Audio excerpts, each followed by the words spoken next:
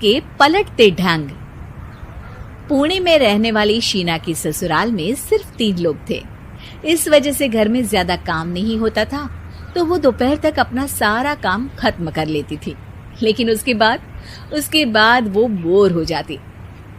इस वजह से उसने शिनचैन कार्टून देखना शुरू कर दिया, जो धीरे धीरे उसके व्यवहार पर इतना इफेक्ट करता गया कि वो खुद भी शिनचैन जैसी ही बातें करने लगती है।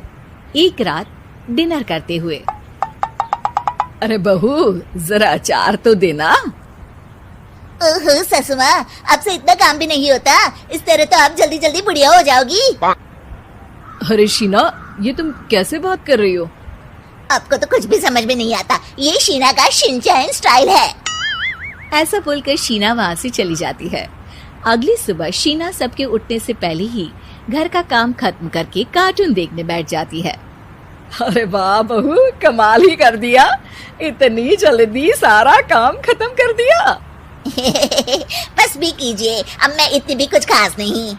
ओफो, तुम और तुम्हारे शिनचैन का भूत, जाने कब नॉर्मल इंसान की तरह बात करोगी। मॉम, आप तो बस मुझसे जलती रहती हैं। आपको क्या पता मेरी लाइफ कितनी मुश्किल है। अच्छा छोड़िए, अब मैं शॉपिंग के लिए जा रही हूँ। हाँ, तो ये है तुम्हारी मुश्किल लाइफ।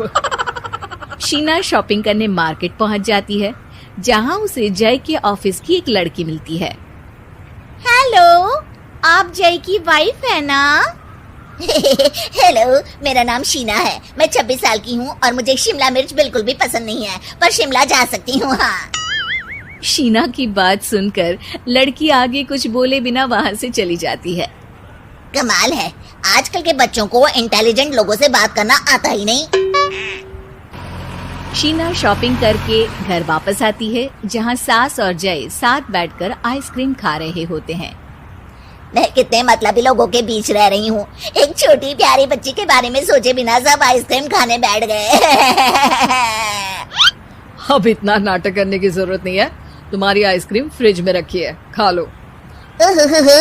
आइसक्रीम, मैं आ रही हूँ। इसी तरह दिन बीतते हैं। अभी तक तो घर में सारे लोग शीना की हरकतों से परेशान हो चुके होते हैं। एक शाम उनके घर पड़ोस के अंकल आते हैं, जिन्हें देखते ही शीना बोल पड़ती है। हेलो अंकल, आज आप यहाँ? ये कह रही है आप यहाँ बैठिए, हम अभी आते हैं। ऐसा बोलकर शीना की सास उसे लेकर रसोई में चली जाती है। अरे वो तुम्हारी पापा की उम्र के हैं, उनकी इंसल्ट तो मत करो। आपको तो बस अपनी ही खुशी दिखाई देती है।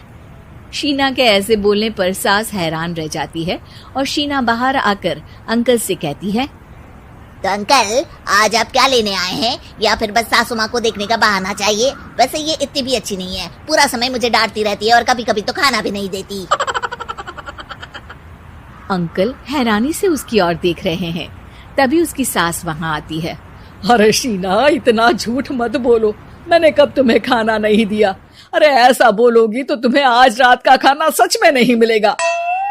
देखा, मैंने कहा था ना, बच्ची पर जुल्म करती है। आप मुझे अपने घर ले चलो अंकल।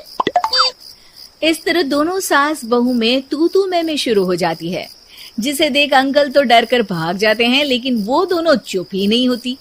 रात को जय के घर वापस आने पर सास उसे शीना की सारी बात बताते हुए कहती है, अरे इसके सर से कार्टून का भूत तो उतारना ही पड़ेगा। मौका या वक्त कुछ देखती ही नहीं, बस बकवास शुरू कर देती है। बात तो आपकी सही है, पर क्या करेंगे? अरे कार्टून देखकर ऐसी बनी है तो इसकी कार्टून ही बंद कर दो। हाँ, कार्टून बंद करके कुछ समझदारी वाली चीजें दिखाते हैं। जियोग्राफी दिखाना शुरू कर दूं ना, क्या पता कुछ अकल आ जाए। हाँ, नाइस आइडिया माँ। इस पर जय केबल टीवी पर ज्योग्राफी छोड़कर बाकी सारी चैनल बंद करवा देता है, पर शीना भी किसी से कम नहीं होती। ओहो पतिदेव, अपने आप को बहुत स्मार्ट समझते हो। शीना मोबाइल पर YouTube ऑन करके उस पर शिनचैन देखने लगती है। शीना की इस स्मार्टनेस को देखकर जय तो बेचारा सर खुजलाता ही रह जाता है। हमने इसे जरूरत से ज्यादा अंडर एस्टिमेट कर दिया, अब क्या करें माँ? अरे इंटरनेट बंद करवा दे बेटा।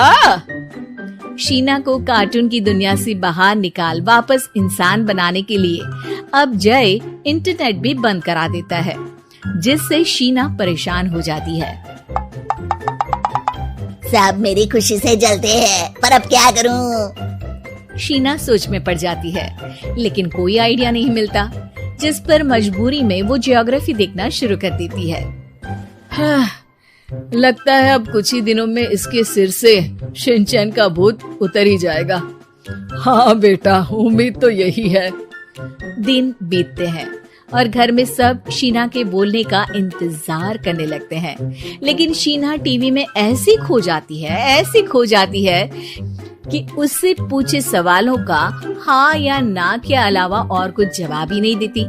देखते ही देखते हफ्ता बीत जाता है, तो सब्र का बांध तोड़ते हुए जय टीवी बंद कर खुद ही शीना से बात करने बैठ जाता है। क्या बात है शीना, पहले तुम ज्योग्राफी देखने को तैयार नहीं थी, और जब देखने बैठी तो इसके आगे किसी चीज की कोई सूध ही नहीं, ना किसी से बात करनी, ना घर का कोई काम।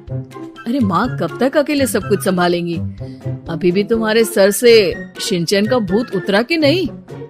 जब मादा भालू नर भालू से बात नहीं करती, तो वो उनका ध्यान अपनी तरफ आकर्षित करने के लिए बिल्कुल यही हरकत करते हैं। तुम नर भालू हो। शीना के ऐसा बोलते ही जय और उसकी मम्मी एक दूसरे की तरफ देख सर पकड़कर बैठ जाते हैं।